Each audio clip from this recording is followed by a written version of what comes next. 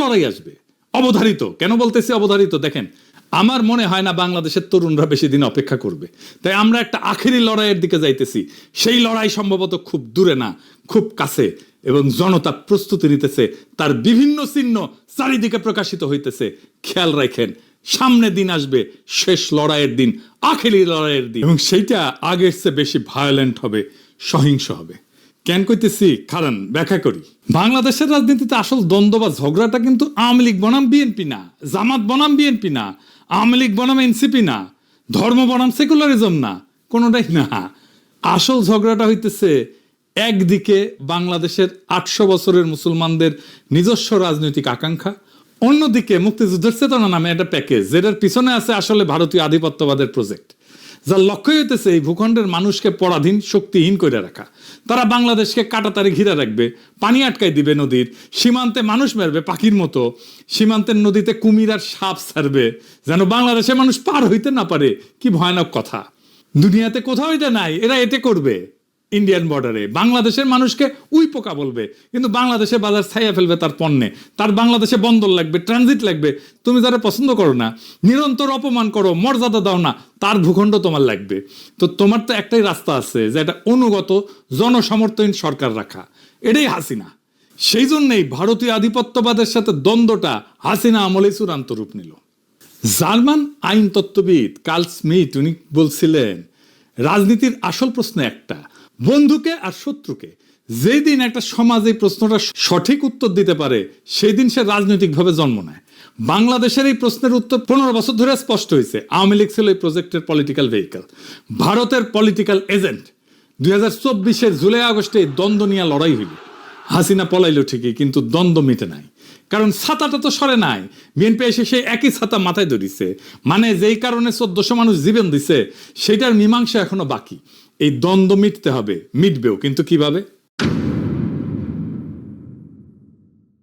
এই আলাপে ঢুকতে হইলে আগে একটা অন্য জিনিস বুঝতে হবে। বাংলাদেশের তরুণদের একটা বিশেষ ক্ষমতা আছে। ক্ষমতা আছে।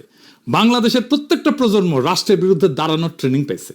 সে রাষ্ট্রকে, তার কোয়ার্সিভ মেশিনারিকে, তার দমন পীড়নের যন্ত্রকে, এটাকে কনফ্রন্ট করছে, মোকাবেলা করছে। প্রত্যেকবার আগের চাইতে বেশি ভায়োলেন্ট হয়েছে। সেটা সব জেনারেশন করছে। সিকোয়েন্সটা দেখেন। প্রথম ট্রেনিং 1972 ভাষা আন্দোলন, 144 যারা ব্যাঙ্গে রাষ্ট্রের গুলির সামনে দাঁড়াইলো ছাত্ররা, সালাম, রফিক, জব্বার, বরকত গুলি খাইলো, কিন্তু পিছায় নাই। এই অভিজ্ঞতা গেছে পরের প্রজন্মে। এই মেমোরি কোনো বই থেকে ট্রান্সমিট করে নাই, শরীর দেওয়া হয়। লড়াই করা মানুষটা পরের জনকে দেখায় কিভাবে লড়তে হবে। ফরাসি আলজেরিয়ান চিন্তাবিদ ফানো নাম আসল উচ্চারণটা, উনি বলছিলেন, পরাধীন জাতিগোষ্ঠী লড়াইয়ের ভিতর দিয়ে নিজেকে চিনতে শেখে। প্রত্যেকটা মৃত্যু পরের প্রজন্মের পাঠ্য বই হয়ে ওঠে। আমেরিকান সমাজবিজ্ঞানী চার্লস টিলি উনি বলছিলেন একটু অন্যভাবে একই কথা। উনি বলছিলেন যে আন্দোলনের একটা রেপার্তোয়া থাকে, রেপার্তোয়া তৈরি হয়। রেপার্তোয়া কি? মানে লড়াইয়ের কৌশলগুলা এক শরীর থেকে আর এক শরীরে বয়া যায়, ট্রান্সমিট হয় প্রজন্ম থেকে প্রজন্মে। এরপরে আসলো 1969, যাদের বাবা চাচা 52 সেই ছেলেগুলোকে দেখছে, তারা দেখছে কিভাবে গুলির সামনে দাঁড়াইতে হয়, কিভাবে লাশ নিয়ে মিছিল করতে হয়, কিভাবে না পিছাইতে হয়। সেই বাবা চাচাদের ছেলেরা এবার রাস্তায়। আসাদ, মতিউর, 52 ট্রেনিং 69 অ্যাক্টিভেটেড হইল। এইবার শুধু পুলিশ না, আজ তো আর্মি নামছে, প্যারামিলিটারি নামছে, আগের চাইতে ভায়োলেন্ট। উড়ায় দিল তারা আইয়ুব খানকে। এরপরে 71, 69 ট্রেন্ড তরুণেরা এইবার অস্ত্র হাতে। যারা 69 পুলিশকে কনফ্রন্ট করছে, প্যারামিলিটারিকে কনফ্রন্ট করছে, তারাই 71 পাকিস্তানি আর্মিকে কনফ্রন্ট করতেছে। 9 মাসের ফুল স্কেল যুদ্ধ, আগের চাইতে অনেক বেশি ভায়োলেন্ট। প্যাটার্নটা দেখেন, প্রত্যেকটা প্রজন্ম আগের ট্রেনিং রিসিভ করছে, প্রত্যেকবার এসকেলেট করতেছে কনফ্রন্টেশন। 71 রণাঙ্গনে সক্রিয়ভাবে লড়ছে প্রায় 1050। অনেকে বলে 30,000। যাই হোক, এই সংখ্যক তরুণ, তাদের আকাঙ্ক্ষা কি ছিল? একটা নতুন সমাজ, মুক্ত সমাজ। কি পাইল? বাকশাল। জার্মান চিন্তাবিদ হ্যানা আরেন্ট উনি বলছিলেন যে প্রত্যেকটা বিপ্লবে একটা মুহূর্ত থাকে যখন মানুষ সত্যিকারের স্বাধীনতার স্বাদ পায়, কিন্তু সেই স্বাদটা প্রায় হারায় যায়। আর সেই হারানো জিনিসটা পরের প্রজন্ম খুঁজতে থাকে। আরেন্ট এই হারানো জিনিসটাকে বলতেছিলেন বিপ্লবের লস্ট ট্রেজার, মানে হারানো ধন। 71 সেই প্রজন্মের তরুণের কাছে সেই রকম একটা হারানো ধন। সে যখনই আইডেন্টিফাই করছে যে কে তার হারানো ধন কাইরে নিছে, তারে খাইয়া দিছে সেই তরুণ। ওদের আকাঙ্ক্ষা মেটে নাই, কিন্তু তাদের হাতে তো ট্রেনিংটা ছিল। তারা চুপ থাকে নাই। জাসদ কেন হইল? 15 আগস্ট 75 কেন হইল? 7ই নভেম্বর কেন হইল? জেল হত্যা, জিয়া হত্যা, প্রত্যেকটা ঘটনায় কারা ছিল? রণাঙ্গনের মুক্তিযোদ্ধা, যাদের লড়াইয়ের ট্রেনিং সবচেয়ে সাত। তারাই আবার লড়াই শুরু করছে একজনের আরেকজনের বিরুদ্ধে। কারণ তাদের আকাঙ্ক্ষা মেটে নাই। জার্মান চিন্তাবিদ ভাল্টার বেনিয়ামিন উনি বলছিলেন, প্রত্যেকটা প্রজন্ম পূর্ববর্তী প্রজন্মের অসমাপ্ত দাবি বহন করে, সেই দাবি যতদিন না মটে ততদিন সে বারবার ফিরে ফিরে আসে। এটা মনে রেখেন, আমরা পরে আবার এখানে আসবো। এরপরে আসলো 90, আমাদের জেনারেশন রাজপথে লড়াই করলো, সে হিরোইক লড়াই, 24-এর মতো না, কিন্তু একটা হিরোইক লড়াই করছে আমাদের জেনারেশন। নূর হোসেনের জীবন দেওয়া, কি কাব্যিক জীবন দেওয়া, বুকে পিঠে লিখলো গণতন্ত্র মুক্তি পাক, স্বৈরাচার নিপাত যাক। এরপরে আমাদের ট্রেনিং হলো 2013-তে। 28 ফেব্রুয়ারি 2013 মৌলানা সাইদির ফাঁসির রায়ের পরে সারা দেশ রাস্তায় নামলো, সারা দুনিয়াতে নামছিল। শুধু ইসলামপন্থী তরুণেরা না, সারা দেশের সমস্ত মানুষ নামছিল। বাঁশখালী, চাঁপাইনবাবগঞ্জ, বগুড়া, লক্ষ্মীপুর, তারপর 5 মে শাপলা চত্বর, হেফাজত। একটা নতুন প্রজন্মের প্রথম বড় ট্রেনিং। সংগঠিত ইসলামিক যুবশক্তি প্রথমবার রাষ্ট্রীয় ভায়োলেন্স ফেস করলো। 2018 সালে নিরাপদ সড়কের আন্দোলন, স্কুল কলেজের কিশোরেরা রাস্তায়, ছাত্রলীগের হেলমেট বাহিনী, এই বাচ্চারা শিখলো একটা নতুন জিনিস, সোশ্যাল মিডিয়াকে কিভাবে ব্যবহার করতে হয়। তারা শিখলো ছাত্রলীগ কিরকম জাউরা হইতে পারে, কেমন বর্বর হইতে পারে। এই 2018 স্কুলের ছাত্ররাই 2024-এ এসে ইউনিভার্সিটির ছাত্র। চূড়ান্ত ক্লাস পাইলো তারা। ওই ট্রেনিং থেকে ফিরে আসা ছাত্ররাই চূড়ান্ত ট্রেনিং পেল 2024-এ। আর্মি, পুলিশ, র্যাব, বিজেপি সব একসাথে নামছে। হেলিকপ্টার থেকে গুলি, 1400 লাশ তবু পিছায় নাই। এই 2024 পৃথিবীতে অনন্য। কেন? দুনিয়ার আর কোথাও বাংলাদেশের 24-এর মতো ঘটনা ঘটে নাই। তিউনিসিয়ায় 2011-তে কি হয়েছিল? আর্মি প্রেসিডেন্টে গুলি চালানোর হুকুম মানে নাই, উপরের লেভেলে। মিশরে আর্মি কাউন্সিল বসে সিদ্ধান্ত নিল মোবারক যাবে, উপর থেকে। ইন্দোনেশিয়ায় আর্মি চিফ সুহার্তোকে যায় বললো যে চলে যান, উপর থেকে আসলো।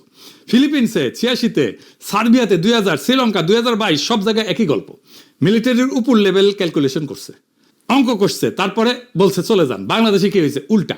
জেনারেলরা ছিল হাসিনার অনুগত, গুলি চালাইতে চাইছিল। ওয়াকার তো হাসিনার আত্মীয়, কিন্তু সৈনিকেরা, জুনিয়র অফিসাররা যারা ফিল্ডে ছিল, তারা গুলি চালাইতে রাজি না। কেন? কারণ ওই রাস্তায় তাদের ভাই, তাদের কাজিন, তাদের প্রতিবেশীর ছেলে। সৈনিকের মা ফোন দিছে, বলছে বাবা গুলি করিস না। রুশ বিপ্লবী টটস্কি 1917 সালে ফেব্রুয়ারি বিপ্লব নিয়ে লিখছিলেন, সৈনিক হঠাৎ করে সৈনিক হওয়া বন্ধ করে দিল। মানে ইউনিফর্ম পরা মানুষটার পেছনের সিভিল মানুষটা ইউনিফর্মকে ছাড়াই গেল। বাংলাদেশে 2024-এর জুলাই আগস্টে এটাই হয়েছিল। ইউনিফর্ম ফুইরা আসল বাংলার পলিমাটির সন্তান বাইরে হয়ে আসলো। পুলিশ শেষ পর্যন্ত হাসিনার অনুগত, ইন্টেলিজেন্স অনুগত, কিন্তু আর্মির জুনিয়র অফিসার, ফিল্ডের সৈনিক, এরা না। শেষ দিনে আর্মির সৈনিকেরা তো পুলিশের বিরুদ্ধেও দাঁড়াইছে, গুলি করছে পুলিশের বিরুদ্ধে। জেনারেলরা যখন বুঝলো সৈনিকেরা আর গুলি চালাবে না, জেনারেলরা বাধ্য হইলো, হাসিনাকে যে বললো আপা পালান, হেলিকপ্টার রেডি। আর একটা প্রমাণ দেখায়, এই বিষয়টা আমি জানি জন্য বলতেছি, যে ফোনদের আলো দিল্লি স্টার, ইন্ডিয়ার 2 ফ্ল্যাগশিপ পত্রিকার অফিস আক্রান্ত হইল না, ওখানে আর্মি ছিল, আর্মি ডিফেন্ড করলো না কেন? কারণ সৈনিকেরা ওই পত্রিকা বাঁচাইতে, রক্ত দিতে রাজি না। তারা নিজেরাই আর সেই বয়ান বিশ্বাস করে না। এটা ইতিহাসে বিরল, প্রায় অনন্য। খালি হাত লক্ষ লক্ষ তরুণ হেলিকপ্টারের গুলির নিচে দাঁড়াইছে, পিছায় নাই, জিতছে। একটারে মারি, একটাই যায়, অন্যগুলা যায় না। শুনিছেন না? শুনেন আবার। একটা আহত হয়, একটাই যায় স্যার, বাকি যায় না। এটা হচ্ছে স্যার সবচেয়ে বড় আতঙ্কের এবং দুশ্চিন্তার বিষয়। দুনিয়ার কোথাও এটা ঘটে নাই। এই লড়াইয়ের আরেকটা অনন্য বিষয় ছিল যে এই লড়াইয়ে কোনো নেতা ছিল না, কোনো নেতা ছিল না এই লড়াইয়ে, কোনো পার্টি ছিল না, কোনো কমান্ড ছিল না। ছাত্ররা সমন্বয়ক বানাইছিল ঠিক, কিন্তু তারা লড়াই ডিরেক্ট করে নাই। তারা লড়াইয়ের প্রতীক হয়েছিল। লেনিন বলছিল বিপ্লবের জন্য ভ্যানগার্ড পার্টি লাগে। 2024 লেনিনকে ভুল প্রমাণ করছে। তারি স্কোয়ারে মিশরে হয়েছিল লিডারলেস বিপ্লব, ফেল করছে। অকুপাই ওয়াল স্ট্রিট, লিডারশিপ ফাঁপা হয়ে গেছে। হংকং 2019 এই আন্দোলন ছিল লিডারলেস, হারছে। বাংলাদেশ 2024 দুনিয়ার একমাত্র লিডারলেস বিপ্লব, যেটা একটা ফাংশনাল ফ্যাসিস্ট সরকারকে ফেলতে পারছে। কিভাবে সম্ভব হইল? কারণ লড়াইয়ের ট্রেনিংটা কোনো অফিসে স্টোর করা ছিল না, কোনো নেতার মাথায় স্টোর করা ছিল না, কোনো প্রফেসর ইউনূসের মাস্টার মাইন্ড ছিল না, কোনো মেটিকুলাস ডিজাইন ছিল না। এটা ছিল 1.5-2 কোটি তরুণের শরীরে গাথা। ফরাসি দার্শনিক পিয়ের বোর্দিও একটা কথা বলছিলেন, হ্যাবিটাস, মানে শরীরে গাথা অভ্যাস। বাংলাদেশের তরুণদের শরীরে গত 75 বছর ধরে এটা গাথা, প্রজন্মের পর প্রজন্ম ধরে। কিভাবে রাষ্ট্রের সামনে দাঁড়াইতে হয়, কিভাবে ছোট থেকে বড় রাষ্ট্রের দমন পীড়নের অ্যাপারেটাস, যেটাকে বলা হয় কোহেরসিভ অ্যাপারেটাস, তারে পরাজিত করতে হয়। এটা ক্লাসরুমের জ্ঞান না, এটা শরীরী জ্ঞান। বইয়ে লেখা না, রক্তে লেখা। কোনো নেতাকে অ্যারেস্ট করে এই জ্ঞান মোছা যাবে না, কোনো সংগঠন নিষিদ্ধ করে বন্ধ করা যাবে না, কারণ এইটা 1.5 কোটি শরীরের মধ্যে আছে। 2024 ঘটছিল কি কারণে? ভারতীয় আধিপত্যের বিরুদ্ধে মুক্তিযুদ্ধের চেতনার নামে যে ছাতা, সেটা সরানোর জন্য বিএনপি ক্ষমতায় আসার পর কি করতেছে, সেই ছাতাটাই আবার মাথায় ধরতেছে, সেই আওয়ামী বয়ান আবার তারা আনতেছে। ভারতের সাথে যে অসম চুক্তি, সেগুলো নিয়ে কথা নাই। আদানি নিয়ে চুপ, ক্যাপাসিটি চার্জ নিয়ে চুপ, সীমান্তে হত্যা নিয়ে চুপ, ট্রানজিট নিয়ে চুপ। ইতালির চিন্তাবিদ গ্রামসি একটা কথা বলছিলেন, প্যাসিভ রেভলিউশন, মানে বিপ্লবের এনার্জিটা শোষণ করে নাও, কিন্তু আসল পরিবর্তনটা হইতে দিও না। সিস্টেম যেভাবে চলতেছিল সেভাবেই চালাও। লোকজনকে বলো তোমার বিপ্লব সফল হয়েছে। বিএনপি এখন এই কাজটাই করতেছে। আগের পুরনো বন্দোবস্ত, পুরনো ব্যবস্থা, পুরনো সিস্টেম সব নিয়ে আসছে। এটাই প্যাসিভ রেভলিউশন, মানে যেই দ্বন্দ্বটা মেটানোর জন্য 1400 মানুষ জীবন দিছে, সেটা আবার চাপা পড়ছে। এটা বিশ্বাসঘাতকতা। এখন প্রশ্ন, এরপরে কি হবে? আর একটা লড়াই আসবে, অবধারিত। কেন বলতেছি অবধারিত? দেখেন, চারটা জিনিস একসাথে আছে। এক, দ্বন্দ্বটা মেটে নাই। যে দ্বন্দ্বটা নিয়ে লড়াইটা শুরু হয়েছিল, সেটা তো মেটে নাই। ভারতীয় আধিপত্যবাদ আর বাংলাদেশের মুসলিম জনগণের আকাঙ্ক্ষার ঝগড়া, দ্বন্দ্ব, সেটা যেখানে ছিল সেখানেই আছে। মাঝখানে 1400 লাশ পড়ছে, এছাড়া আর কিছু বদলায় নাই। দুই, রাষ্ট্রের ভয় শেষ। আগে মানুষ ভাবতো পুলিশ আসবে, ডিবি আসবে, ডিজিএফআই আসবে, সামনে দাঁড়াইলে মরবো। এখন 1.5 কোটি তরুণ জানে দাঁড়াইলে মরতে পারি, কিন্তু জিততেও পারি, এবং জিতছেও তারা। 3 নাম্বার, কোনো প্রতিষ্ঠান নাই যেটা আকাঙ্ক্ষাকে শান্তিপূর্ণভাবে পূরণ করতে পারে। বিএনপি পারবে না, স্ট্রাকচারালি পারবে না। 4 নাম্বার, ট্রেনিং জনগণের ভেতরে গাথা আছে, এটা মশা যায়নি। টার্কিশ আমেরিকান অর্থনীতিবিদ তিমুর কুরান একটা মডেল দিচ্ছেন। উনি বলেন, যখন মানুষ পাবলিকলি এক কথা বলে কিন্তু মনে মনে অন্য কথা ভাবে, বিএনপির মতো আর কি, তখন একটা সিস্টেম দেখতে খুব শক্ত মনে হয়, কিন্তু আসলে ভেতরে ফাঁপা। বিএনপি ফাঁপা হয়ে গেছে ভেতরে, আর পরে ট্রিগারের অপেক্ষা করবে। সেই ট্রিগার আসবে, ছোট হবে, যেমন ছোট ছিল কোটা সংস্কার আন্দোলনের ট্রিগার। আজকালকার তরুণেরা কাউরে মানে না, কাউরে মানে না, শুধু নিজেকে মানে। সেই জন্যই এইটা বড় বিপদ। এবং সেই দিন যেদিন এই সংঘাত আবার শুরু হবে, আবার বিস্ফোরণ হবে, আবার বারুদ জ্বলা উঠবে, সেদিন বিএনপি যে অবস্থায় থাকবে, হাসিনা 5ই আগস্ট সে অবস্থায় ছিল। পার্থক্য একটাই, হাসিনা পলাইতে পারছিল কারণ আর্মি দ্বারা বের হইতে দিছিল। পরের বার যিনি থাকবেন তার জন্য সেই দরজা বন্ধ থাকতে পারে। দ্বন্দ্বটা মিটবে হয় ভেতর থেকে শান্তিতে, নয় বাইরে থেকে আর একটা রক্তাক্ত সংঘাতের মধ্যে দিয়া। আমার মনে হয় না বাংলাদেশের তরুণরা বেশি দিন অপেক্ষা করবে। তাই আমরা একটা আখেরি লড়াইয়ের দিকে যাইতেছি। সেই লড়াই সম্ভবত খুব দূরে না, খুব কাছে, এবং জনতা প্রস্তুতি নিতেছে। তার বিভিন্ন চিহ্ন চারিদিকে প্রকাশিত হইতেছে। খেয়াল রাখেন, সামনে দিন আসবে, শেষ লড়াইয়ের দিন, আখেরি লড়াইয়ের দিন। সেই লড়াইয়ে জিততে হবে, অসমাপ্ত কাজ সমাপ্ত করতে হবে। ইনকিলাব জিন্দাবাদ।